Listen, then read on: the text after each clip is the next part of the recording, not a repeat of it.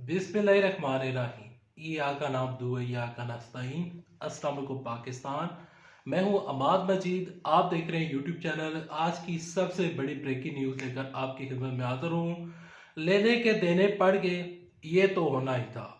इमरान खान साहब की क्या हिकमत अमली है, इमरान साहब क्या करने जा रहे हैं, इमरान खान साहब का आखिरी और बड़ा फैसला क्या है, हुकूमत क्या कर रही है, सदर आरफ अलवी और इमरान खान साहब की मुलाकात में क्या तय पाया, और इसके अलावा चौधरी परवेज इलाही क्या सोच रहे हैं, क्या वो इमरान साहब के साथ खड़े हैं या नहीं, किसको लेने के देने पड़े हैं, ये आगे चलकर आपके साथ मुकम्मल खबर शेयर करूंगा। लेकिन उसको शेयर करने से पहले, आगे बढ़ने से पहले आप सबसे एक रिक्वेस्ट करूंगा कि इस वीडियो को लाइक कीजिएगा, चैनल सब्सक्राइब कीजिएगा, साल के नोटिफिकेशन बटन दबाइएगा ताकि जो आने वाले वीडियोस हैं आप उनको मिस ना कर सके। जो बंदा, चाहे वो पाकिस्तानी हो, ओवरसीज पाकिस्तानी हो या किसी दूसरे मुल्क में बैठा हो जो कि पाकिस्तानी सियासत को फॉलो करता है, तो उसको पता है कि इमरान खान साहब ने, साबिक वजीर आजम इमरान खान साहब ने एक बड़ा ऐलान किया हुआ है, और वो ऐलान ये है कि वो इसी महीने के एंड तक वो असम्बलियाँ तहलील कर देंगे। 17 तारीख को इमरान खान साहब असम्बलियाँ तहलील करने की डेट देंगे, और इमरान खान साहब कहते हैं कि असम्बली को तहलील हर सूरत में किया जाएगा। इमरान साहब का आखिरी और बड़ा फैसला यह है कि अब मजीद मुशावरत नहीं होगी और किसी किस्म के मुज़ाकरात भी नहीं होंगे। अब सिर्फ और सिर्फ असम्बलियाँ तहलील होंगी। इसी वजह से कल इमरान खान साहब और सदर आरफ अलवी की मुलाकात हुई।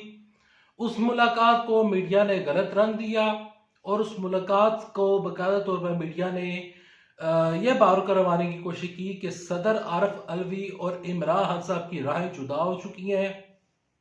इमरान खान साहब कुछ और सोच रहे हैं, सदर आरफ अलवी उनके साथ खड़े नहीं हैं। ना सिर्फ सदर आरफ अलवी बल्कि चौधरी परवेज इलाही साहब जो हैं और चौधरी मोनस इलाही साहब जो हैं, वो इमरान खान साहब को ऐन मौके के ऊपर आकर धोखा देंगे और इमरान खान साहब को लेने के देने पड़ जाएंगे। और ये तमाम तर खबरें इस टाइम सरगर्म है। असल कहानी क्या है, असल मुआजरा क्या है, अब जरा मुलाहिजा कीजिए।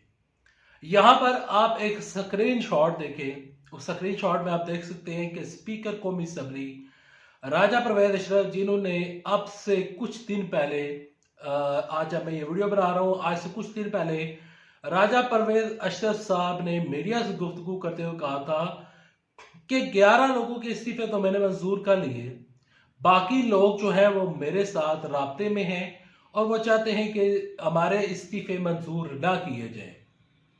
और अगर उनके ऊपर प्रेशर ना होता, अगर वो बिल्कुल इस चीज के ऊपर राजी होते कि हमारे इस्तीफे मंजूर कर लिए जाते, तो हम उसी टाइम उनके इस्तीफे मंजूर कर देते और यह तमाम तर चीजें हो जाती। लेकिन अब हुकूमत की जो टांगे हैं वो काम गई हैं। राजा परवेज अशरफ की नई हिकमत अमली सामने आ गई है, और वो नई हिकमत अमली ये है कि बाकायदा तौर पर कौमी असम्बली का इजलास गैर मुअय्यना मुद्दत तक मुलतवी करने का प्लान है हुकूमत का। यानी कि कौमी असम्बली का इजलास ही नहीं होगा तो ये लोग असम्बली में पहुंचेंगे ही नहीं, ये लोग असम्बली में आकर इस्तीफा ही नहीं दे सकेंगे। अब हुकूमत को लेने के देने पड़ गए हैं। ये बातें यहाँ तक रुकती नहीं है प्यारे नाजरीन, मेरे मोअज़्ज़ज़ नाजरीन। मैं आपको बताना चाहता हूँ कि गवर्नर पंजाब बलीगुर रहमान का बड़ा मैसेज, बड़ा मीडिया स्टेटमेंट उनके सामने आई है। वो कहते हैं कि चौधरी परवेज इलाही के पास असम्बलियाँ तहलील करने का हक मौजूद ही नहीं है, हम इनको रोक लेंगे, गवर्नर राज लग सकता है। उधर से मौलाना फजलुर रहमान केपी की असम्बलियाँ बचाने के ऊपर हर तरीके से हर मुमकिन कोशिश की जा रही है। राना सनाउल्लाह साहब कहते थे कि इमरान साहब आज असम्बलियाँ तहलील करें, कल असम्बलियाँ तहलील करें, हमें कोई परवाह नहीं है। और उन्होंने उस टाइम यह भी ऑफर दी थी इमरान खान साहब को कि अगर आप पंजाब की और केपी की असम्बली तहलील करते हैं तो हुकूमत आपको इलेक्शन दे देगी। इमरान खान साहब ने जो ही ऐलान किया, ये लोग घबराए हुए हैं। शहबाज शरीफ घबराहट का शिकार है। शायद अकान अब्बासी साहब कह रहे हैं कि देखें, असम्बली को तहलील करने का मतलब ये है कि ये शख्स हुकूमत नहीं कर सकता, ये लोग हुकूमत करने के अहल नहीं है।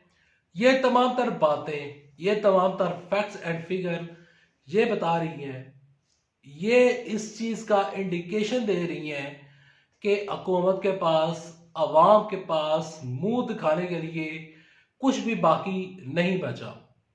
आज पाकिस्तान पाकिस्तान मुल्क एशिया का दूसरा मेगा तरीन मुल्क बन चुका है और पाकिस्तान में महंगाई आए दिन बढ़ रही है। जो जो महंगाई बढ़ रही है, जो जो इन्फ्लेशन बढ़ रही है, हुकूमत के ऊपर बहुत बड़ा और बहुत बुरा प्रेशर पड़ रहा है।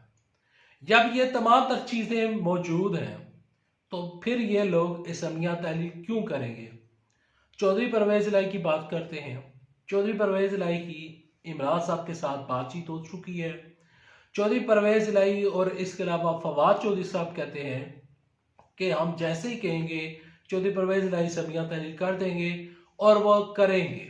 चौधरी मोहनिस इलाही भी असम्बलियों को तहलील करने की जानब जाएंगे। असम्बलियाँ तहलील होंगी और अकॉर्डिंग टू कॉन्स्टिट्यूशन, जो कि हमारा आइन कहता है, जो कानून कहता है, जब तक नया वजीर आला नहीं आता तब तक निगरान वजीर आला चौधरी परवेज इलाही ही होंगे। तो उनको किसी किस्म का कोई मसला नहीं है, वो सूबे को संभाल सकते हैं।